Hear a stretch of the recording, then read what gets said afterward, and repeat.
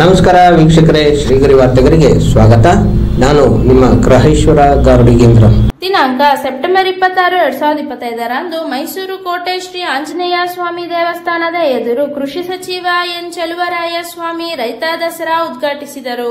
ಪಶುಸಂಗೋಪನಾ ಸಚಿವ ಕೆ ವೆಂಕಟೇಶ್, ಶಾಸಕರಾದ ಕೆ ಹರೀಶ್ ಗೌಡ, ರವಿಶಂಕರ್, ಚೆಸ್ಕಾಂ ಅಧ್ಯಕ್ಷ ರಮೇಶ್ ಬಂಡಿ ಸಿದ್ದೇಗೌಡ ಹಾಗೂ ಮತ್ತಿತರರು ಭಾಗವಹಿಸಿದ್ದರು.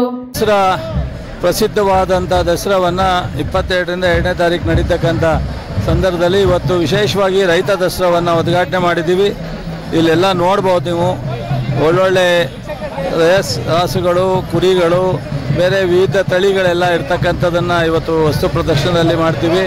ಇದೇ ರೀತಿ ಮುಂದೆ 12 ಗಂಟೆಗೆ ಒಂದು GK ಗ್ರೌಂಡ್ನಲ್ಲಿ ರೈತರ ಪರವಾದಂಥ ಅನೇಕ ಒಂದು ಯಾತ್ರೀಕರಣವನ್ನು ಇಟ್ಟು ವಸ್ತು ಪ್ರದರ್ಶನ ನಡೆಯುತ್ತೆ. ಹೈನುಗಾರಿಕೆ, ರೇಷ್ಮೆ, ಕೃಷಿ, ಹಾರ್ಟಿಕಲ್ಚರ್, ತೋಟಗಾರಿಕೆ ಎಲ್ಲವೂ ಸೇರಿದಂಗೆ ಇವತ್ತು ಒಂದು ಜನರಿಗೆ ಹೆಚ್ಚು ಉತ್ಸಾಹ ಮತ್ತು ಅವ್ರಿಗೆ ಮಾಹಿತಿ ಕೊಡ್ತಕ್ಕಂಥ ಕೆಲಸವನ್ನು ಇಲಾಖೆ ಮಾಡುತ್ತೆ. ಇವತ್ತು ರೈತರ ಹೆಸರಿನಲ್ಲಿ ನಡೀತಾ ಇರುವಂಥ ರೈತ ದಸರಾಕ್ಕೆ ಆಗಮಿಸಿದ್ವಿ. ಇಲ್ಲಿ ರೈತ ದಸರಾ ಅನ್ನೋದಕ್ಕಿಂತನೂ ರಾಜಕೀಯ ದಸರಾ ಅಂತ ಹೇಳ್ಬೋದು. ಯಾಕೆ ಅಂದರೆ ಅವರ ರಾಜಕೀಯ ಚೇಲೆಗಳಿಗೆ ಅಥವಾ ಹಿಂಬಾಲಕರಿಗೆ ಹಸಿರು ಸಾಲಿನ ಒದಿಸಿ ಇಡೀ ವೇದಿಕೆಯನ್ನು ರಾಜಕೀಯ ಮಾಯವಾಗಿ ಮಾಡಿದ್ದಾರೆ. ಇಲ್ಲಿ ರೈತರು ಯಾರು, ರಾಜಕಾರಣಿಗಳು ಯಾರು ಅನ್ನೋದೇ ಗೊತ್ತಾಗಲ್ಲ. ಆಮೇಲೆ ನೈಜ ರೈತರನ್ನ ಕರೆಸಿ ಇಲ್ಲಿ ಒಂದು ರೀತಿ ಗೊಂದಲಗೂಡು ಮಾಡವ್ರೆ. ಯಾರಿಗೆ ಯಾವ ಸ್ಥಾನಮಾನವನ್ನು ಕೊಡಬೇಕಾಗಿತ್ತು, ಯಾವ ಅಜೆಂಡದ ಮೇಲೆ ರೈತ ದಸರಾವನ್ನು ನಡಿಬೇಕಾಗಿತ್ತು, ಅದು ಸಂಪೂರ್ಣವಾಗಿ ಇವತ್ತು ವಿಫಲವಾಗಿದೆ. ಒಂದು ರೀತಿ ರಾಜಕೀಯ ಮಾಯವಾಗಿ ಎಲ್ಲವನ್ನ ರಾಜಕೀಯ ಪ್ರೇರಿತವಾಗಿ ಅವರ ಆಮಿಷಕ್ಕೊಳಗಾಗಿ ಅವರ ಹಿಂಬಾಲಕರಿಗೋಸ್ಕರ ಮಾಡಿದಂಥ ಕಾರ್ಯಕ್ರಮ ಅಂತ ನಾನು ಹೇಳಲಿಕ್ಕೆ ಬಯಸ್ತೇನೆ. ಇದೇ ಮುಂದುವರೆದರೆ ಮುಂದಿನ ಚುನಾವಣೆಯಲ್ಲಿ ನಾವು ತಕ್ಕ ಪಾಠವನ್ನು ಕಲಿಸಬೇಕಾಗ್ತದೆ. ಇಲ್ಲಿ ಈ ವೇದಿಕೆಯಲ್ಲಿ ಜಗಜ್ಜಾಹೀರಾಗಬೇಕಾಗಿದ್ದು ರೈತರ ಸಂಕಷ್ಟದ ಬಗ್ಗೆ ಸೆಮಿನಾರ್ಗಳು ನಡಿಬೇಕು. ರೈತರ ಬದುಕಿನ ಬಗ್ಗೆ, ಕೂಲಿ ಕಾರ್ಮಿಕರ ಬಗ್ಗೆ, ಬೆಳೆಗಳ ಬಗ್ಗೆ ಮತ್ತು ಬೆಲೆಗಳ ಬಗ್ಗೆ ಸಂಪೂರ್ಣವಾಗಿ ವಿನಿಮಯ ಆಗಬೇಕು. ಒಬ್ರಿಗೊಬ್ಬರು ಪರಸ್ಪರ ರಾಜಕಾರಣ ಮತ್ತು ರೈತರ ನಡುವೆ. ಮತ್ತು ಹೂವು, ಹಣ್ಣು, ತರಕಾರಿಗಳಿಗೆ ಸಂಪೂರ್ಣವಾಗಿ ವಿಫಲವಾಗಿದೆ ಮೌಲ್ಯ. ಅದನ್ನು ಜಗಜ್ಜಾಹಿತರಾಗಿ ಇಡೀ ಭಾರತದಾದ್ಯಂತ, ರಾಜ್ಯಾದ್ಯಂತ ಬೆಂಬಲ ಬೆಲೆ ಘೋಷಿಸುವ ಮುಖಾಂತರ ಹೂವು, ಹಣ್ಣು, ತರಕಾರಿ ಬೆಳೆಗಾರರಿಗೆ ನೈಜವಾದಂಥ ಒಂದು ಜೀವನವನ್ನು ನಡೆಸಲಿಕ್ಕೆ ಬೆಂಬಲ ಬೆಲೆ ಯೋಜನೆಯಡಿಯಲ್ಲಿ ಖರೀದಿಯನ್ನು ಮಾಡಬೇಕು. ಎಲ್ಲಿವರೆಗೆ ಈ ಖರೀದಿ ಪ್ರಕ್ರಿಯೆ ಆಗೋದಿಲ್ಲ ಅಲ್ಲಿವರೆಗೆ ರೈತರ ಬದುಕು ಹಸನ ಆಗೋದಿಲ್ಲ. ಯಾಕೆಂದರೆ ಹೂವು ಒಂದ್ಸಾರಿ 100 ರೂಪಾಯಿ ಇರ್ತದೆ, ಒಂದ್ಸಾರಿ 10 ರೂಪಾಯಿ ಇರ್ತದೆ.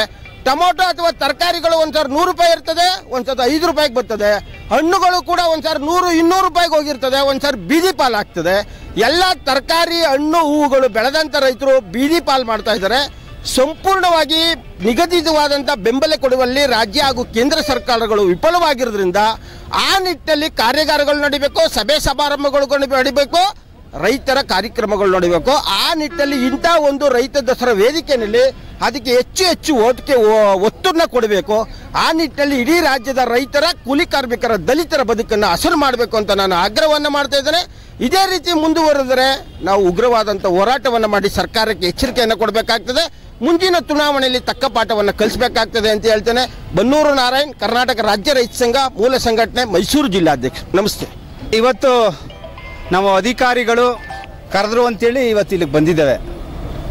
ಇಲ್ಲಿಗೆ ಬಂದ ತಕ್ಷಣ ಗೊತ್ತಾಯಿತು ಇದು ಕಾಂಗ್ರೆಸ್ಸಿನ ಒಂದು ಸಮಾರಂಭ, ರೈತರ ಸಮಾರಂಭ. ನಿಜವಾಗ್ಲೂ ರೈತರನ್ನ ಇವತ್ತು ಜಿಲ್ಲಾಡಳಿತ ಕಡೆಗಣಿಸಿದೆ ಮತ್ತು ಅವಮಾನಿಸಿದೆ. ಇವತ್ತೆಷ್ಟು ನಮಗೆ ಅವಮಾನ ಆಗಿದೆ ಅಂತಂದರೆ, ನಾವು ಜಿಲ್ಲಾಡಳಿತಕ್ಕೆ ಚಿರಪರಿಚಿತರು. 3 ದಿನಕ್ಕೂ ಚಳುವಳಿ ಮಾಡ್ತೀವಿ, ನಾವು ಯಾರಿಗೋಸ್ಕರ ಹೋರಾಟ ಮಾಡ್ತೀವಿ, ನಾವು ಯಾರು ಏನು ಅಂತೇಳಿ ಜಿಲ್ಲಾಡಳಿತಕ್ಕೆ ಗೊತ್ತಿದೆ. ಆದರೂ ಸಹ ನಮ್ಮಗಳಿಗೆ ಇಲ್ಲಿ ಒಂದು ವೇದಿಕೆ ಇಲ್ಲ. ಎಲ್ಲರೂ ನಮ್ಮನ್ನು ನೂಗ್ತಾರೆ, ತಳ್ಳುತ್ತಾರೆ, ಒಂದು ರೀತಿ ಅವಮಾನ ಆಗೋ ರೀತಿಯಲ್ಲಿ ನಮ್ಮನ್ನು ನಡೆಸ್ಕೊಂಡಿದ್ದಾರೆ. ಇದು ನಮಗೆ ರೈತರಿಗೆ ಮಾಡಿದಂಥ ಅವಮಾನವಾಗಿದೆ. ನಾನು ಜಿಲ್ಲಾಡಳಿತಕ್ಕೆ ಕೇಳೋದು ಇಷ್ಟೇ, ನಿಜವಾಗ್ಲೂ ರೈತರ ಪರವಾಗಿ ಹೋರಾಟ ಮಾಡೋರನ್ನ, ಅಲ್ಲಿ ಜಮೀನ ಉಳುಮೆ ಮಾಡ್ತಿರೋರನ್ನ ನೀವು ಕರ್ಕೊಬಂದು ಇವತ್ತು ರೈತ ದಸರಾವನ್ನು ಮಾಡಿದರೆ ಅದಕ್ಕೆ ಒಂದು ಅರ್ಥಪೂರ್ಣವಾಗಿರ್ತಿತ್ತು. ಇವತ್ತು ರಾಜಕೀಯ ವ್ಯಕ್ತಿಗಳಿಗೆ ನೀವು ಟವಲ್ ಹಾಕ್ಸ್ಕೊಂಡು ಇಲ್ಲಿ 5 ನಿಮಿಷ ಟವಲ್ಗಳು ಮತ್ತೆ ಎಲ್ಲಿ ಬೀಳ್ತವೋ ನಿಜವಾಗ್ಲೂ ನಮಗೆ ಆ ರೈತರಿಗೆಲ್ಲ ಮತ್ತೆ ಆ ಟವಲ್ಗೆ ಅವಮಾನ ಮಾಡ್ತಾ ಇದ್ದಾರೆ. ರೈತರ ಟವಲ್ಲು, ಹಸಿರು ಟವಲ್ಲು ಅಂದ್ರೆ ಏನು ಅಂತ ಗಂಧ ಗಾಳಿ ಗೊತ್ತಿಲ್ಲದವ್ರಿಗೆಲ್ಲ ಟವಲ್ ಹಾಕ್ಸ್ಕೊಂಡು ಇವತ್ತು ಕಾರ್ಯಕ್ರಮ ಮಾಡ್ತಾ ಇದ್ದಾರೆ. ಜಿಲ್ಲಾಡಳಿತಕ್ಕೆ ನಾನು ನಿಜವಾಗ್ಲೂ ಇಲ್ಲಿ ಪ್ರತಿಭಟನೆ ಮಾಡಬೇಕು ಅಂದ್ಕೊಂಡಿದ್ದೆ. ಆದರೆ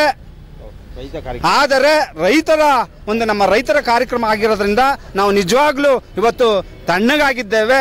ಮುಂದಿನ ವರ್ಷ ಇದೇ ರೀತಿ ಇವರು ನಮ್ಮ ನಿಜವಾಗ್ಲೂ ಹೋರಾಟಗಾರರಿಗೆ, ನಿಜವಾಗ್ಲೂ ಉಳುಮೆ ಮಾಡ್ತಿರುವಂಥ ರೈತರಿಗೆ ಅವಮಾನ ಮಾಡಿದ್ರೆ ನಾವು ಮುಂದಿನ ದಸರಾಕ್ಕೂ ಮುಂಚೆನೆ ಇದಕ್ಕೆ ಒಂದು ಎಚ್ಚರಿಕೆ ಕೊಡುವಂಥ ಕಾರ್ಯಕ್ರಮವನ್ನು ನಾವು ಹಾಕೋತೀವಿ ಅಂತ ಹೇಳ್ತಾ ನಾನು ಮಾತಾ ಮುಗಿಸ್ತಾ ಇದ್ದೀನಿ. ನನ್ನ ಹೆಸರು ಪಿ ಮರಂಕಯ್ಯ ಅಂತೇಳಿ ಜಿಲ್ಲಾ ರೈತ ಸಂಘದ ಪ್ರಧಾನ ಕಾರ್ಯದರ್ಶಿಯಾಗಿ ಕೆಲಸ ಮಾಡ್ತಾ ಇದ್ದೀನಿ. ನಮಸ್ಕಾರ. ರೈತ ದಸರಾ ಕಮಿಟಿಯಿಂದ ನಾನು ಎಲ್ಲರಿಗೂ, ಮೈಸೂರು ಜನತೆಗೆ ಮತ್ತು ಕರ್ನಾಟಕ ರಾಜ್ಯಾದ್ಯಂತ ಎಲ್ಲರಿಗೂ ನಮಸ್ಕಾರಗಳನ್ನ ತಿಳಿಸ್ತಾ, ಇವತ್ತಿನ ದಿನ ಕರ್ನಾಟಕದ ಕಾಂಗ್ರೆಸ್ ಪಕ್ಷದ ಪ್ರಸಿದ್ಧಮಾನವಾಗಿರುವ ಅನ್ನದಾತ ಅಂತ ಹೆಸರುವಾಸಿ ತಗೊಂಡಿರ್ತಕ್ಕಂತಹ ಮುಖ್ಯಮಂತ್ರಿ ಸಿದ್ದರಾಮಯ್ಯ ಸಾಹೇಬರು, ಉಪಮುಖ್ಯಮಂತ್ರಿಗಳಾದ DK ಶಿವಕುಮಾರ್ ಸಾಹೇಬರು ಹಾಗೂ ಜಿಲ್ಲಾ ಉಸ್ತುವಾರಿ ಸಚಿವರಾದಂತಹ HC ಮಹದೇವಪ್ಪನವರು ಹಗಲು ರಾತ್ರಿ ಎನ್ನದೇ ತಮ್ಮ ಆರೋಗ್ಯವನ್ನು ಲೆಕ್ಕಿಸಿದೆ ಈ ದಸರಾ ಕಾರ್ಯಕ್ರಮಕ್ಕೆ ಭಾಳ ಅತ್ಯುನ್ನತವಾಗಿ ಶ್ರಮ ವಹಿಸಿ ಮಾಡಿ ಈ ಒಂದು ಕಾರ್ಯಕ್ರಮವನ್ನು ಭಾಳ ಯಶಸ್ವಿಯಾಗಿ ನಡೆಸಿಕೊಡ್ತಾ ಇದ್ದಾರೆ. ಹಾಗಾಗಿ ಈ ಒಂದು ರೈತ ಘಟಕದಲ್ಲಿ ಏನು ಕಾರ್ಯಕ್ರಮಗಳು, ಏನು ರೈತರಿಗೆ ಆಗಬೇಕಾದಂತಹ ಮುಂದಿನ ಯೋಜನೆಗಳು, ಅವ್ರ ಬೆಳೆ ಆಗಿರ್ಬೋದು, ಅವರ ನಿತ್ಯ ಇವತ್ತಿನ ದಿನ ಲೇಬರ್ ಪ್ರಾಬ್ಲಮ್ ಆಗಿರ್ತದೆ. ಹಾಗಾಗಿ ಆ ಲೇಬರ್ ಪ್ರಾಬ್ಲಮ್ ಆಗಿರೋದಕ್ಕೆ ಯಂತ್ರೋಪಕರಣಗಳು ಏನೇನು ಬೇಕಾಗಿರ್ತದೆ ಮತ್ತು ಏನು ಬೆಳೆ ಬೆಳೆದ್ರೆ ಏನು ಬೆಳೆ ಆಗ್ತದೆ ಇವತ್ತಿನ ದಿನ ರೈತರಿಗೆ, ಅವ್ರಿಗೆ ಆಗ್ತಕ್ಕಂಥ ಅನ್ಯಾಯಗಳೇನು, ಇದನ್ನೆಲ್ಲ ಮಾನ್ಯ ಮುಖ್ಯಮಂತ್ರಿಗಳು ಮತ್ತು ಸಿದ್ದರಾಮಯ್ಯ ಸಾಹೇಬರು ಹಾಗೂ HC ಮಹದೇವಪ್ಪನವರು, DK ಶಿವಕುಮಾರ್ ಸಾಹೇಬರು ಎಲ್ಲರೂ ಮತ್ತು ಕೃಷಿ ಇಲಾಖೆ ನಮ್ಮ ಚಲುವರಾಯಸ್ವಾಮಿಯವರು ಸಹ ಈಗ ತಾನೇ ಅದನ್ನೇ ಮಾತಾಡಿದ್ರು. ಹಾಗಾಗಿ ಈ ಕಾಂಗ್ರೆಸ್ ಪಕ್ಷದಲ್ಲಿ ರೈತರಿಗೆ ಭಾಳ ಮುಖ್ಯವಾಗಿ ಅವ್ರಿಗೆ ಕಾಳಜಿ ವಹಿಸಿ ಅವ್ರಿಗೆ ಏನು ಸವಲತ್ತುಗಳು ಬೇಕು ಅದನ್ನೆಲ್ಲ ಮುಂಚೂಣಿಯಲ್ಲಿ ಕಾಂಗ್ರೆಸ್ ಪಕ್ಷ ಮಾಡ್ತದೆ. ಇದ್ರ ಬಗ್ಗೆ ಎರಡು ಮಾತಿಲ್ಲ. ಹಾಗಾಗಿ ಜೈ ಕರ್ನಾಟಕ, ಜೈ ಅಂಬೇಡ್ಕರ್. ದಸರಾ ಹಬ್ಬದ ಶುಭಾಶಯಗಳು. ಜಿ ಮಹಾದೇವು, ಕರ್ನಾಟಕ ಮೈಸೂರು ಜಿಲ್ಲಾ ಕಾಂಗ್ರೆಸ್ ಪಕ್ಷದ ಕಿಸಾನ್ DCC ಅಧ್ಯಕ್ಷ, ಜಿಲ್ಲಾ ಅಧ್ಯಕ್ಷ. ಈ ಮಟ್ಟಕ್ಕೆ ಅಂತಾರಾಷ್ಟ್ರೀಯ ಮಟ್ಟದಲ್ಲಿ ನಮ್ಮ ಯೋಜನೆಯನ್ನ ಗುರ್ತಿಸಿ ಮಾಡುವಂತ ಒಂದು ಯೋಜನೆಯನ್ನ ಸಿದ್ದರಾಮಯ್ಯನವರು, DK ಶಿವಕುಮಾರ್ ನಾವು ಕೊಟ್ಟಿದ್ದೀವಿ ಅಂದ್ರೆ ನಾವು ಇನ್ನು ಯಾವ ರೀತಿ ನಿಮ್ಗೆ ಸೇವೆ ಮಾಡಬೇಕು. ಸುಳ್ಳು ಹೇಳೋದಾದ್ರೆ ಬಹಳ ಈಸಿ, ನಿಮಗೆ ಬೇಕಾದದನ್ನ ಎಲ್ಲನೂ ಅನ್ನೋದು ಬಹಳ ಈಸಿ, ಆದ್ರೆ ಮಾಡ್ಬೇಕಲ್ಲ. ನೋಡಿ, ಈ 1.5 ವರ್ಷದಲ್ಲಿ ಹೋರಾಟ ಮಾಡ್ತಾರಲ್ಲ BJP ಅವರು, JDS ಅವರು, ಯಾವತ್ತಾರ ಒಂದ್ ದಿವಸ ನಮ್ಮ ಕಾರ್ಯಕ್ರಮ ನಿಲ್ಲಿಸ್ಬಿಟ್ರಿ ನೀವು, 5 ವರ್ಷ ನಾವೇನೋ ರೈತರಿಗೆ ಸಾರ್ವಜನಿಕರಿಗೆ ಮಾಡಿದ್ದು, ಇದರಿಂದ ಅನ್ಯಾಯ ಆಯ್ತು ಅಂತ ಯಾವತ್ತಾರ ಹೇಳಿದಾರ? ಯಾವ್ದೋ ಮೂಡ ಅಂತೆ, ಯಾವ್ದೋ ಇನ್ನೊಂದು ಯಾವ್ದೋ ನಿಗಮ ಅಂತೆ, ಇನ್ನೊಂದು ಯಾವ್ದೋ ಇದಂತೆ. ಒಂದು ದಿವಸ ಅವರು 3 ಜನ ಮುಖ್ಯಮಂತ್ರಿಗಳು ಮಾಡಿರೋ ಕೆಲಸನ ಯಾವ್ದಾದ್ರು ದ್ರೋಹ ಆಗಿದೆ ಅಥವಾ ನಮ್ಮ ಏನು ಕಾರ್ಯಕ್ರಮ ಮಾಡಿಲ್ಲ, ನಾವೇನು ನಿಲ್ಸಕ್ಕಾಗ. ಈಗ 2 ವರ್ಷದಲ್ಲಿ ನಾವೇನಾದ್ರು ರೈತರಿಗೆ ಸಾರ್ವಜನಿಕರಿಗೆ ಅನ್ಯಾಯ ಮಾಡಿದೀವಿ ಅಂತ ಎಲ್ಲರೂ ಹೇಳ್ತಾರ? ಇಲ್ಲ. ಒಬ್ರು ಯಾರೋ ಪೆನ್ ಡ್ರೈವ್ ಇದೆ ಅಂತ ಹೇಳಿ ಡೆಲ್ಲಿಗೆ ಹೋದ್ರು. ಇನ್ನೊಬ್ರು ಯಾರೋ ಇನ್ನೊಂದು ನಾನು ಬಿಡಲ್ಲ ಅಂತಾರೆ, ಬಿಡಲ್ಲ, ಅದಾಗಲ್ಲ. ಸೊಗು ಹೇಳಿಕೆಂದ್ರೆ ನಿಮಗೆ ಟೋಪಿ ಹಾಕ್ತಾರಲ್ಲ ಈ ನಾಡಿನ ಜನಕ್ಕೆ ವಿರೋಧ ಪಕ್ಷಗಳು, ವಾಸ್ತವವಾದಂತ ಸತ್ಯವನ್ನ ನಿಮ್ ಮುಂದೆ ಇಡುವಂತದ್ರಲ್ಲಿ ಅವ್ರು ಯಾವ ತರ ಮುಂದಾಗಿದಾರ? ಕಾಂಗ್ರೆಸ್ ಅದೆಲ್ಲ ಬಿಟ್ಬಿಟ್ಟು ಕೊನೆಗೆ ಜಾತಿ ತಿಕ್ತದೆ, ಧರ್ಮಕ್ಕೆ ತಕ್ಕ ಎಲ್ಲ ಹಿಂದೂಗಳು ಅಥವಾ ಬೇರೆ ಕ್ರಿಶ್ಚಿಯನ್ನು, ಮುಸಲ್ಮಾನದವರು, ಬೌದ್ಧರು ಎಲ್ಲ ಇರ್ತಕ್ಕಂಥ ದೇಶ. ಆಯ್ತು, ಪ್ರಜಾಪ್ರಭುತ್ವ ಬಂದಾಗ ಇದು ಸೆಕ್ಯುಲರ್ ಜಾತ್ಯತೀತ ರಾಷ್ಟ್ರ ಅಂತೇಳಿ ಅವತ್ತೇ ಮಹಾತ್ಮ ಗಾಂಧಿ, ನೆಹರು, ಅಂಬೇಡ್ಕರ್ ಅವರು ಘೋಷಣೆ. ಅವತ್ತಿಂದ ನಮಗೆ ಕಾಂಗ್ರೆಸ್ ಇತಿಹಾಸ ಇದೆ, ಸ್ವತಂತ್ರ ತಂದುಕೊಟ್ಟಂತ ಪಕ್ಷ. ಅವರು ಆಗದಂತ ಒಂದು ಹೆಜ್ಜೆನಲ್ಲಿ ನಾವು ನಡ್ಕೊಂಡು ಬರ್ತಾ ಇದ್ದೀವಿ. ಇವ್ರು ಬಂದ್ರು, ಇವ್ರಿಗೆ ಇತಿಹಾಸ ಇಲ್ಲ. ಬಿಜೆಪಿ, ಜನತಾದಳ, ಕಾಂಗ್ರೆಸ್ ಇಂದ ಕೆಲವರು ಹೊರಗಡೆ ಬಂದ್ರು, ಕೆಲವರು ಬೇರೆ ಬೇರೆ ಕಾರಣಕ್ಕೆ ಸೇರ್ಕೊಂಡ್ರು. ಜನತಾ ಪರಿವಾರ ಕೊನೆಗೆ ಹೊಡಿತು. ಅವರವ್ರ ರಾಜ್ಯದಲ್ಲಿ ಕೆಲವರು ಪ್ರಾದೇಶಿಕ ಪಕ್ಷ ಆದ. ಈ ಕೊನೆ ಕರ್ನಾಟಕದಲ್ಲಿ ಜನತಾದಳ BJP ಒಂದಾಗ. ಇವರು ಏನಾದರೂ ಒಂದು ಕನ್ಸ್ಟ್ರಕ್ಟಿವ್ ಆಗಿ ಕಾರ್ಯಕ್ರಮ ಇದೆಯಾ? ಅವ್ರಿಗೆ ಇತಿಹಾಸ ಇದೆಯಾ? ಈಗ ಕಮ್ಯುನಲ್ ಹಿಂದುತ್ವ, ಇವರು ಮುಸ್ಲಿಂ ಪರ, ಇವರು ಹರಿಜನರ ಪರ, ಇವರು ಬ್ಯಾಕ್ವರ್ಡ್ ಪರ, ದಲಿತರು ಹಿಂದುಗಡೆ, ಬ್ಯಾಕ್ವರ್ಡು ಹಿಂದುಗಡೆ, ಹಿಂದುಳಿದವರು ಅಂದ್ರೇನು? ಲಿಂಗಾಯತರಲ್ಲೂ ಒಂದು ಹಿಂದುಳಿದಂತ ವರ್ಗಕ್ಕೆ ಸೇರಿದವರಿದ್ದಾರೆ, ಒಕ್ಕಲಿಗರಲ್ಲೂ ಸಹ ನಾವು BC ಸೇರ್ತಾರೆ. ಆದ್ರೆ ಇವ್ರು ಯಾವ ಉದ್ದೇಶದಿಂದ ಹೇಳ್ತಾರೋ ಗೊತ್ತಿಲ್ಲ, ಬೆಂಕಿ ಅಂತ ಹಚ್ತಾರೆ ಅವಾಗ. ದಯಮಾಡಿ ನಿಮ್ಮೆಲ್ಲರಿಗೂ ಕೈ ಮುಗಿದು ಹೇಳ್ತೀನಿ, ನಮ್ಮ ಪಕ್ಷಕ್ಕೆ ಅಧಿಕಾರ ಕೊಡಬೇಕು ಅಂತ ಅಲ್ಲ, ನಿಮಗೆ ಯಾವುದು ಸರಿ ಅನಿಸ್ತದೆ ತೀರ್ಮಾನ ತೆಗೆದು. ಆದರೆ ಈ ದೇಶದಲ್ಲಿ BJPಯವರು ಹಿಂದುತ್ವ ಅನ್ನೋದನ್ನು ಬಿಟ್ಟು ಇನ್ಯಾವುದೇ ಈ ದೇಶದ ಸ್ಲೋಗಾನು 60 ಜನಕ್ಕೆ ಅನುಕೂಲ ಆಗುವಂತ ಸ್ಲೋಗಾನ್ ಇಲ್ಲ. ಆಯ್ತು, ಮೋದಿಯವರು 11 ವರ್ಷ ಆಯ್ತು, ಏನು ಬೇಕಾದ್ರೂ ತೀರ್ಮಾನ ತಗೊಳಕ್ಕೆ ಅವಕಾಶ ಇತ್ತು ಅವರಿಗೆ. ಫುಲ್ ಮೆಜಾರಿಟಿ ಇದ್ರು ಕಳೆದ 5 ವರ್ಷದಲ್ಲಿ. ತಗೊಳ್ಳೋದು ಬೇಡ ಅಂತಾರೆ, ಏನು ತಗೊಳ್ಳಲ್ಲ. ಬ್ಲ್ಯಾಕ್ ಮನಿ ತರ್ತೀನಿ ಅಂದ್ರು ತಂದ್ರ, 15 ಲಕ್ಷ ನಿಮ್ಗೆ ಅಕೌಂಟ್ ಕೊಡ್ತೀನಿ ಅಂದ್ರು ಕೊಟ್ರ, ಅಥವಾ ಕಾನೂನಿನಲ್ಲಿ ಏನಾದ್ರು ಬೇರೆ ತರ ಶಕ್ತಿ ತುಂಬಿದ್ರ, ಟ್ಯಾಕ್ಸ್ ಅಲ್ಲಿ ಏನಾದ್ರು ಕೊಟ್ರ, GST ತಗೊಂಡೋಗಿ ಗಗನಕ್ಕೇರಿಸೋದು, ಈಗ ಕಡಿಮೆ ಮಾಡಿದ್ವಿ. ಯಾರು ಮಾಡಿದರು? ಕಾಂಗ್ರೆಸ್ನವ್ರು ಮಾಡೋದನ್ನ ಇವ್ರು ಕಡಿಮೆ ಮಾಡಿದ್ರೆ ಇವ್ರಿಗೆ ಬೆನ್ ತಟ್ಟಬೇಕು. ಇವ್ರು ಮಾಡಿರೋ GSTನೇ ಇವ್ರು ಕಡಿಮೆ ಮಾಡೋರಷ್ಟೇ. ಇವ್ರು ತಗೊಂಡೋಗಿ ಗಗನಕ್ಕೇರಿಸಿದಂತ GSTನೇ ಇವ್ರು ಕಡಿಮೆ ಮಾಡೋರು. ಯಾರು ಅಭಿನಂದನೆ ಹೇಳ್ಬೇಕು ನಾವು? ಇವ್ರು ಮಾಡಿದ ತಪ್ಪು ಈಗೆಲ್ಲ ಧ್ಯಾನ ಕಡಿಮೆ ಮಾಡಿರ್ಬೇಕು. ಇವರು ನಾವ್ಯಾಕೆ ಅಭಿನಂದನೆ ಹೇಳ್ಬೇಕು?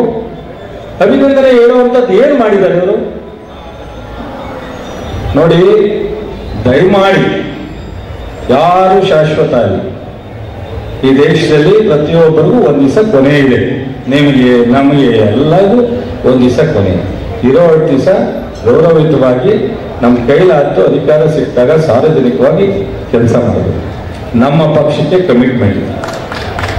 ಮತ್ತೆ ಮುಂದಿನ ವಾರ್ತೆಗರಿಯಲ್ಲಿ ಭೇಟಿಯಾಗೋಣ. ಶ್ರೀಗರಿ, ನಿಮ್ಮ ಮನದಾಳದ ಗರಿ. ನಮಸ್ಕಾರ. ಶ್ರೀಗರಿ, ನಿಮ್ಮ ಮನದಾಳದ ಗರಿ. ಶ್ರೀಗರಿ, ನಿಮ್ಮ ಭಾವನೆಗಳ ಗರಿ. ಶ್ರೀಗರಿ, ನಾಡಿನ ಹೆಮ್ಮೆಯ ಗರಿ. ಮನೆ ಮನಗಳ ಗರಿದು ಶ್ರೀಗರಿ, ತನು ಮನ ಧನಗಳ ಗರಿದು ಶ್ರೀಗರಿ, ವಿಶ್ವದ ದೇಶದ ನಾಡಿನ ಗರಿದು ಶ್ರೀಗರಿ. ಶ್ರೀಗರಿ ಶ್ರೀಗರಿ ಶ್ರೀಗರಿ ಶ್ರೀಗರಿ ಶ್ರೀಗರಿ, ನಿಮ್ಮ ಮನದಾಳದ ಗರಿ.